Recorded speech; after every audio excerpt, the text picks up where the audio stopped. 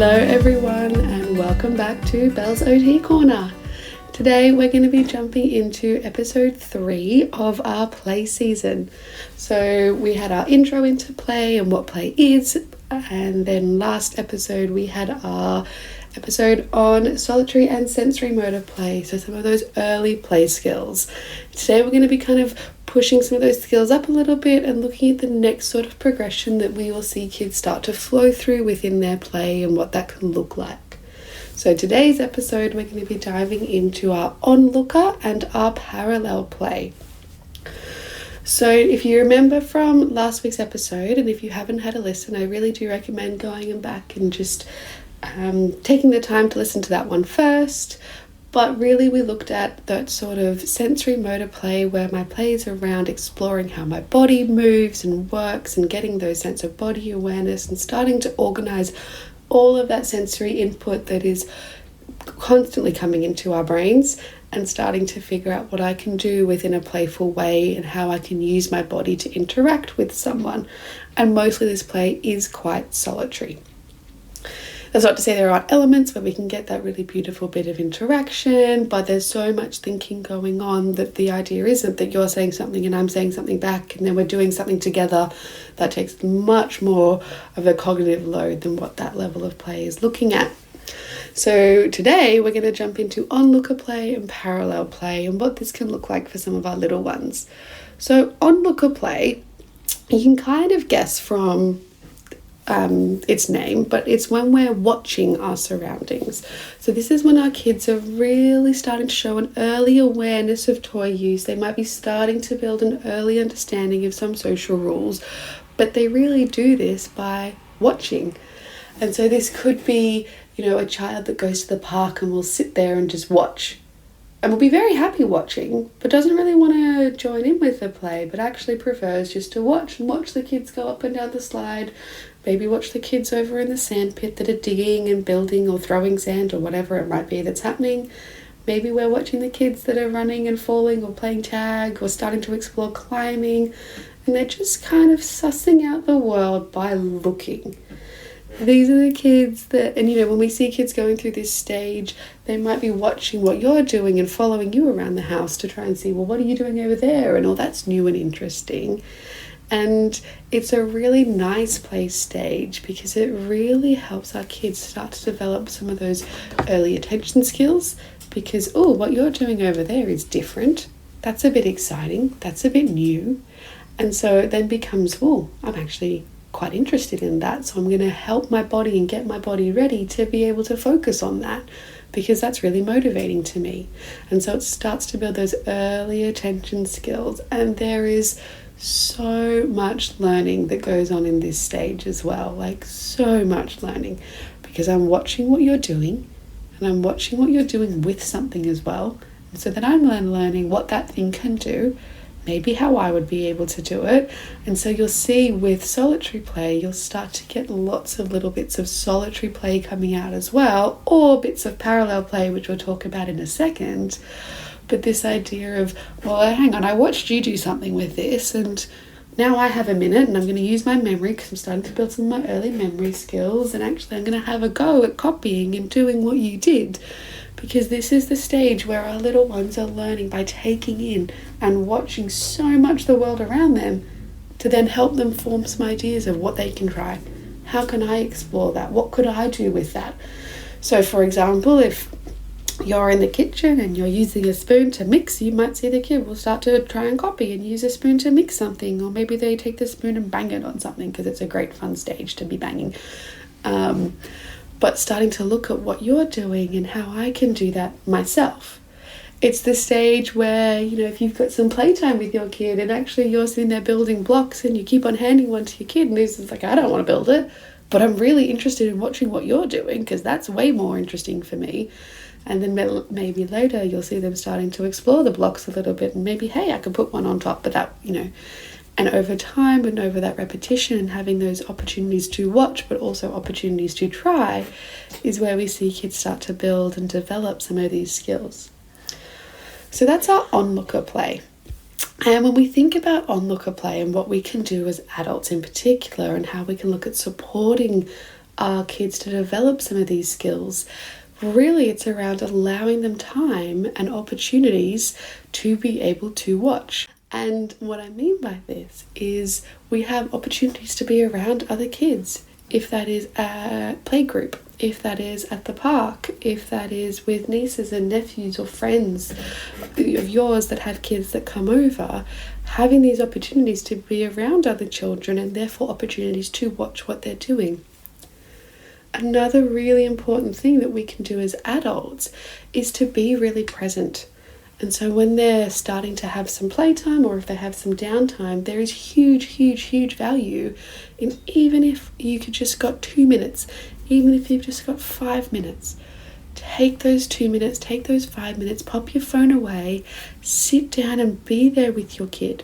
And the goal is not that we're doing something together. The goal could be, well, you're playing there and I'm playing here. And, if your kid stops playing and just kind of watches what you do, maybe you could talk about what you're doing. And I'm taking the block and I'm putting the block here and I'm going to make it ready, crash. And then that becomes the play. And I'm not expecting the child that I'm playing with to do anything. They might giggle, they might smile, we might share this moment and have some really beautiful shared enjoyment.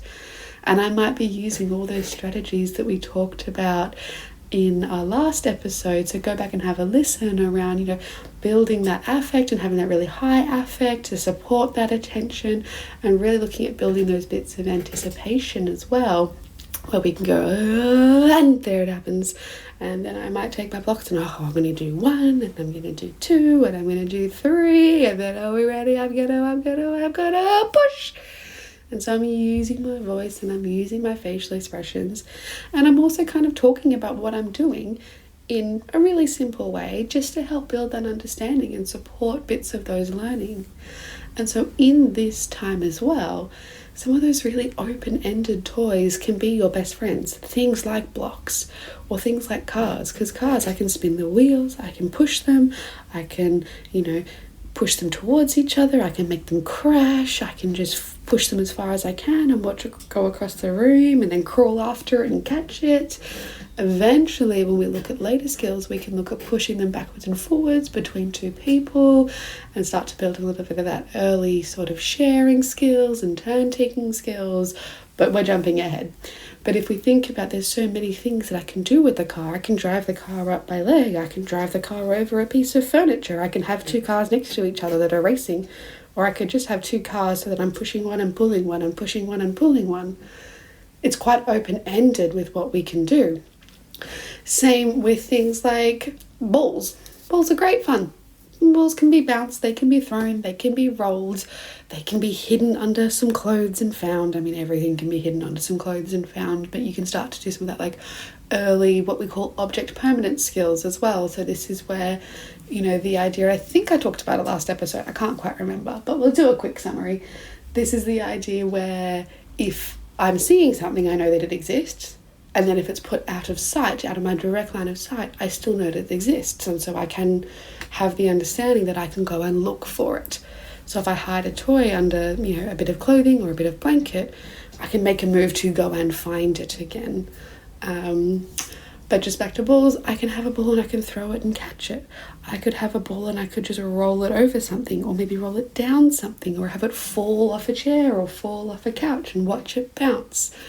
They're quite open-ended, as opposed to a puzzle, for example, where I put things in and then it's done. Now, there are ways that we can make that more fun and ways that we can add different bits of challenge into a puzzle, don't get me wrong. But they're harder to do. They're not as natural as some of our more open-ended toys. You could do a whole bunch of play with a blanket. You could hide under the blanket, you could appear from the blanket, you could use the blanket to pretend to be a ghost, you could use the blanket to be, watching it as you watch it as you swing it around the room, and you can watch it go side to side. There's more of that sort of play is a really nice one to be facilitating at this onlooker stage, because what we're doing is we're showing our kids all the fun things that they can do with an object. And help them start to explore that, okay, well, yes, I can use a ball to bounce, but hey, I can also roll a ball off a table. I can also throw a ball.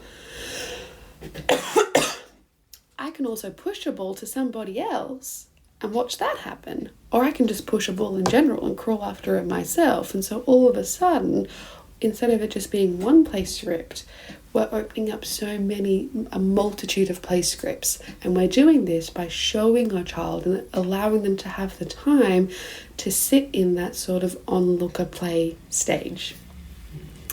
As always, guys, if you do have any other questions and things around this, feel free to send me a message on Instagram or Facebook, or my email at bellsotcorner@gmail.com. I'm more than happy to answer any of your questions. But the big one with our onlooker play is really just facilitating those opportunities to watch other kids. You can go and do some people watching at the same time. It's great fun. But then really being intentional with your playtime with your child and looking at and having that focus on being present with them, and actually just having a play yourself. Getting on the floor and just doing something, and you'll be surprised at how fun it actually is and how many giggles you might get just from having those moments of time. And they don't have to be long, because your child's attention is not going to be long. We're talking really short, fleeting little bits, and lots of little bits throughout the day, instead of trying to go, okay, well, we have an hour and this hour is playtime and we're going to sit down, because you'll just end up fighting a battle you can't win, because they don't have the attention yet to be able to sustain play for that long, unless it is hugely, hugely motivating for them. So just keep that in the back of your mind as well as you think about these things. The other really important bit to consider with onlooker play, but also with any of the play that we're talking about with children, is particularly for these early stages, we really do want it to be child-led. And what I mean by that is it's not, we have to do everything the child is doing, although that can sometimes give us a really nice in. So if you notice your child is really interested in flicking a page of a book in some more sensory motor play, maybe you flick it back and you can make some fun sounds out of that. Or maybe as they're starting to explore different objects and they're really interested in a certain maraca that makes a noise and shaking that back and forth, you might join in and shake it back and forth. When we think about this more onlooker play, we want to make sure we're not saying, come on, watch, sit down, we're going to do this, you need to sit and watch, and we're going to, watch what mummy's doing, watch what daddy's doing, this is what we're doing now, and can you see what I'm doing? That's heaps of language, heaps and heaps and heaps of language. We actually want less language and just more opportunities. And so it might be that it's an afternoon time or a morning time and your child's just hanging out in the living room, and so you just go and sit down in the living room and they'll shout, hey, what are you doing? Cool, Mum's over here, and I'm just going to start playing with something. And they might watch you, they might not. We're not looking at forcing those opportunities to watch. They're going to be noticing in some capacity. They may have something more motivating that's taking more of their attention at that time, and that's okay. But we're just fostering opportunities for them to watch, and also if they're really not interested in it because what they're doing is so motivating, allowing them to play in that and seeing maybe if they'll let you join for a little bit, and maybe doing a little bit of parallel play with them, which we'll talk about in 2 seconds, I promise. But really looking at, okay, well, where can we structure this, and making sure that I'm not sitting down and saying, okay, we're going to have to do this and we're going to have to play, because as soon as we put a have to in it, play is no longer fun. What we really want at this stage is play to be that child-led, child-initiated, and really following their interests while taking those couple of little opportunities to just show them something different. And they don't have to engage with it, they don't have to like it, but I'm just gonna do something a little bit different. I'm gonna bring in that tiny little bit of a challenge, and then that's okay if you don't want to do it and you move away. And maybe you do come back and you watch me do it again, and then you move away, and I'm just gonna keep doing it. And it's okay if you're in and out of the room or whatever that might look like. The whole idea is we're just allowing these opportunities for our kids to start to look at and notice other things that we can do within play. And that's the same when we go to the park, if your kid's standing there watching, or if you're on the bus and they're watching someone, or wherever it might be, if you've gone to pick up some other kids from school and you went a bit early so that your kid could have a play on the playground. Again, whatever the situation might be, just allowing those opportunities where if they are watching, that's okay. They can watch. We don't have to bring them along and say, come on, why don't you go and join in, or come on, let's go and play together. Actually just allowing that time and being really child-led because there is so much learning that's happening in those moments that so often it's really hard to think about and notice that learning. But from watching what's happening from a social rules perspective, they're starting to look at some of those cause and effects. They're starting to look at some of those really early skills around, okay, well, how do I join and how do I play with someone? They're watching some of those interactions in terms of, oh, that's interesting, and maybe I want to try that later. So there's so much thinking that's going on and so much noticing that's going on. There is a lot of power in allowing that time and not rushing them through that as well.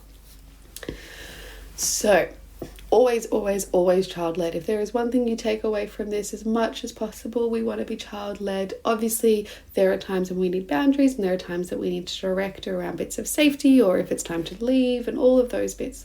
100% we do need to jump in, but as much as possible, we want to be child-led whenever possible. That then leads me into our parallel play. Ish. We're going to jump to parallel play, let's put it that way. So parallel play, and you may have heard it talked about a lot. You may have a bit of an idea of parallel play because it is one that is more commonly referred to. But parallel play is the idea of I'm playing next to someone or within the same sort of space as someone, and I'm likely playing a similar thing or playing with a similar object or tool, but I'm not actually having any level of social interaction with that person. So it's the times when, I don't know if you've been to the park and you see kids in the sand pit and someone's digging over here and someone's digging over there and they're not talking, not looking at each other, not sharing anything, but they are playing together in a form of parallel play.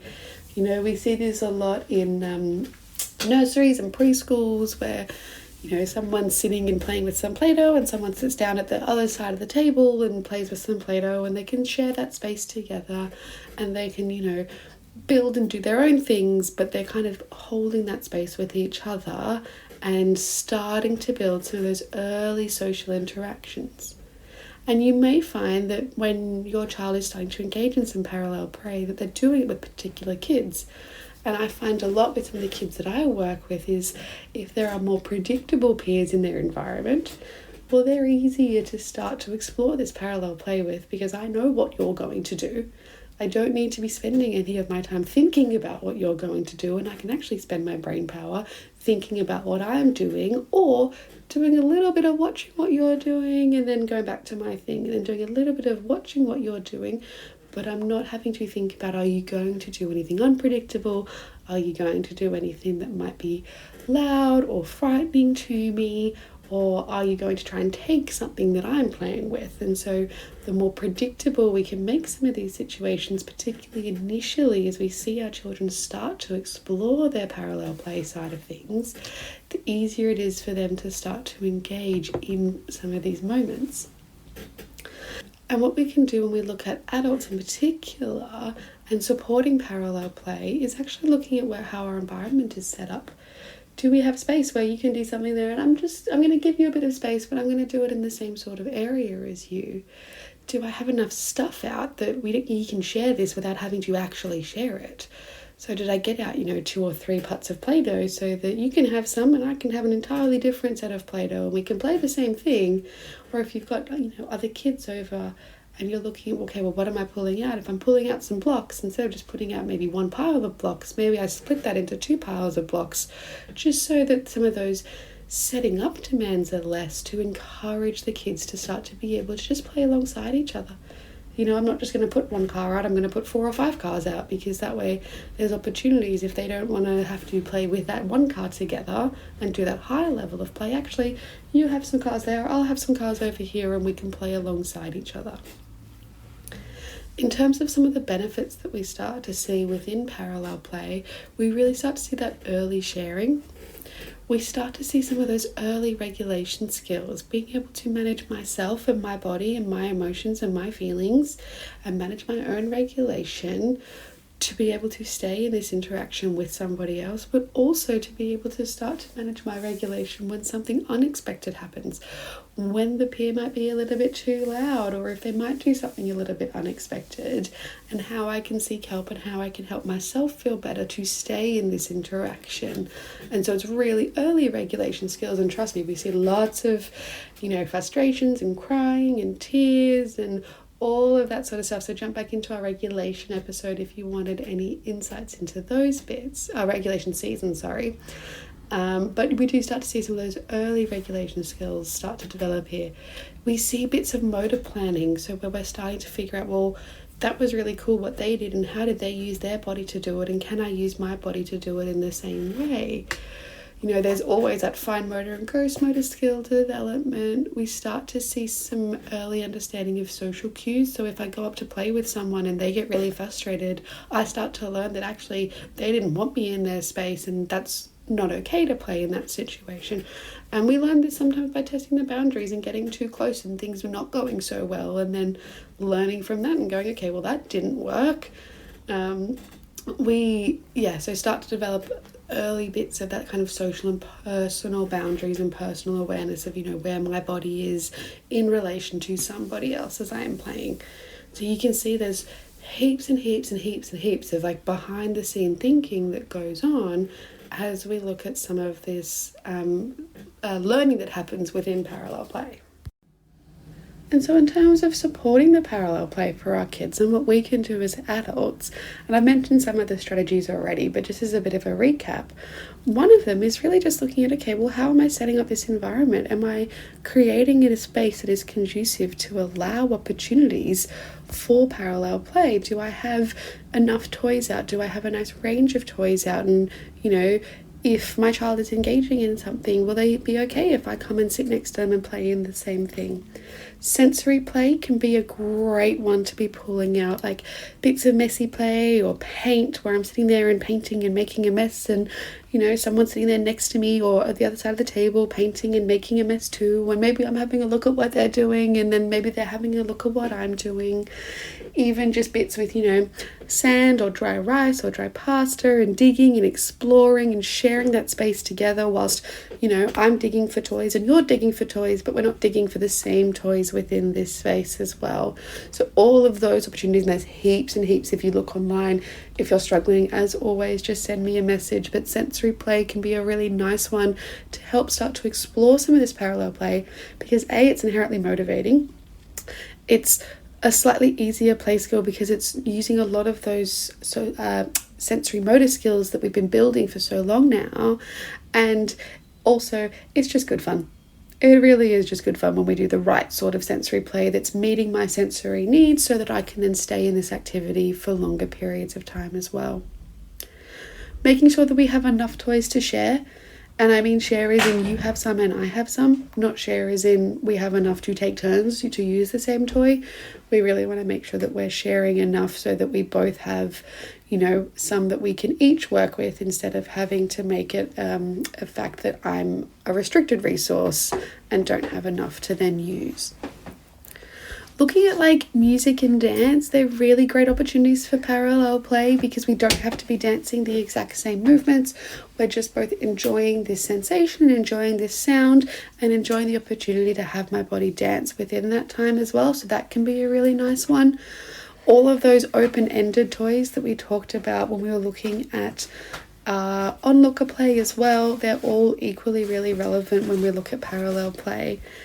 The really nice big one is looking at joining our child. So I know we were talking a little bit earlier in this episode around the benefits of child-led play. And for bits of parallel play, if your child is really motivated and really engaged in what they are doing and what they are focusing on, there might be an opportunity for you to just go and sit close to them. And I don't mean right next to them, but show that you're within that space, and then maybe if there's enough of the toy around that you can do a similar part of that toy, or copy an action that they're doing, or just do your own actions with that toy. That's those early steps of parallel play, but I'm joining in and following the child's lead. And so I had a session, I remember I was working with a child and, really, really, really loved watching bouncing balls bounce. And that was really interesting and really motivating for him. And so one day I had just a huge number of bouncy balls, and he would come in and bounce some, and I would sit on the other side of the room and bounce some, and then I'd roll some across the room, and he was kind of watching a little bit, but he went back to bouncing, and that was totally fine. And then I, bounced it again, and then I rolled across the room, and then he started doing his own bits of exploring with the ball. And that's really beautiful parallel play. Not a single word was spoken between us. In fact, I didn't even really have any eye contact or look at him at all, because I was focusing on what I was doing. Now, the therapist in me was having a little bit of an out the corner of my eye look, but it wasn't, I'm watching exactly what you're doing and then I'm copying exactly what you're doing, because that's more of a social demand. It was actually just, I'm having fun playing, you're having fun playing. We're both aware that the other is here, because he had the occasional glance at me and I had the occasional glance at him. But that was enough. We didn't need to be directly interacting. And so it's a beautiful parallel play experience. The other really nice one that we can start to do within parallel play is look at elements of supporting our kids through frustrations. So when what they're trying to do doesn't work, or it didn't work the way that they were expecting it to, or there was a different stressor that they found really hard to navigate. Maybe it was a loud noise, maybe it was something unexpected from another child, maybe you did something unexpected, and maybe you did something unexpected with a little bit of intentional purpose to then help them go, oh, I'm sorry, that was really unexpected. Or, oh, that was really loud. Oh, that really hurt my ears. Are you okay? Do we need some big breaths? Do we need a squeeze? Do we need to go for a walk? And then we can come back to playing. So looking at what are those regulating tools that we need to help our body feel better, but helping them with this idea of, that was frustrating, that was annoying, this is how we can help, but this is also how we return back to the activity that we were doing. Because always within our regulation, and particularly within play, because it's so motivating, it's such a nice place to work on some of these regulation skills, but looking at that purpose of, well, why? Why are we helping ourselves regulate? And in this case, I'm helping myself regulate to be able to come back to that activity. And the big takeaway for all of this is, whether it's onlooker play, less so if it's onlooker play, but just more fostering the opportunities for onlooker play. But when you're looking at parallel play and starting to have those interactions with your child and foster some of those interactions with your child, really, really, really following your child's lead, or following the lead of the group of children, if they're all really motivated and wanting to play with, sticks that they've picked up off the ground, as long as it's not dangerous, we're going to play with sticks instead of the beautiful cars activity that you set up. And it is so exceptionally frustrating when you've planned it, you've gone, yep, I've thought about this, I listened to some things, I've learnt some bits, and I know what I need to do, I'm feeling really confident, and you set it all up, and then the kid walks in, or the group of kids walks in if you're a teacher, and what is interesting to them is entirely different to that. Embrace that change. It's really tricky, but follow that child's lead, and you can make a nice playful activity out of anything, particularly if it's at parallel play stage, because you've just got to join in and be next to them and be doing the same thing around them, or just giving them the opportunity to do that and actually having the confidence to step away and go, that's a really lovely play interaction, and we're going to support that and support them to stay within that interaction as well. Alrighty guys, that is our summary of our onlooker play and parallel play. I hope you guys enjoyed, and if you have any questions at all, as always, feel free to send me a message and let me know. Next episode, so in 2 weeks, we're going to start to be looking at some of our symbolic and functional play. And so this is where there is lots that we can do as adults in helping this develop, and it's where our play starts to get a little bit more cognitively complex as well. So it's a super, super fun one to talk about. But for now, I hope you guys all have a lovely week, and I will see you guys soon. Bye!